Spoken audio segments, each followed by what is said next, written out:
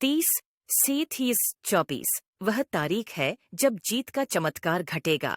भूलकर भी इग्नोर ना करे मेरे प्रिय बच्चे। अब शुरुआत हो रही है एक प्रारंभ नए अध्याय को लिखने का, नई रचनाओं को सम्मिलित करने का। ऐसी रचनाएं जिनका उदय अब ब्रह्मांड की लेखनी से होगा, जिसका तात्पर्य उद्देश्य की प्राप्ति और लक्ष्य को समुचित ढंग से प्राप्त करना होगा, जिसमें सहयोग करने के लिए बहुत सी पुण्य आत्माएं आएंगी।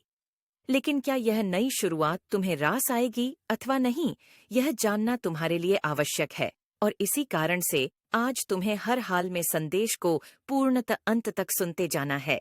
किसी भी परिस्थिति में इससे बचना नहीं, अन्यथा बहुत बड़ी भूल हो सकती है। मैं नहीं चाहती कि तुम्हारे जीवन में तुम किसी भी प्रकार की भूल करो, इसलिए तुम्हारे लिए इस संदेश का हर हाल में जानना अत्यंत आवश्यक है। प्रिय बच्चे, वह जो बीत चुका है तुम्हारा, वह इतिहास अब किसी काम का नहीं रहा। उस इतिहास को यदि तुम गौर से खंगा लोगे तो तुम पाओगे कि तुम्हारे पास बहुत सारी उपलब्धियां मौजूद रही हैं, लेकिन तुमने अपना पूरा ध्यान केवल उन कमियों पर लगाया जिन कमियों का अपना कोई अस्तित्व ही नहीं था, बजा इसके कि लोग तुम्हारा उपहास उड़ा सके, बजाय इसके कि तुम स्वयं की नजरों में छोटे, तुच्छ और निम्न हो सको। प्रिय बच्चे, एक बार अपनी उपलब्धियों का विचार करो। तुम जो कि जिंदगी अपनी शर्तों पर जीने के लिए सदैव प्रयत्न करते आए हो, विरोध कराए हो, तुम शिकायत भी करते रहे, वह पा लेने के लिए जो तुम्हें पहले से ही प्रदान किया गया हुआ था। बस तुम उसे देख नहीं पा रहे, क्योंकि तुम्हारी नजरें टिकी हुई हैं उन कमियों पर जो समाज ने तुम्हें आरोपित करके बताया है, जो लोगों द्वारा रचित मानकों और मान्यताओं के आधार पर सटीक नहीं बैठती।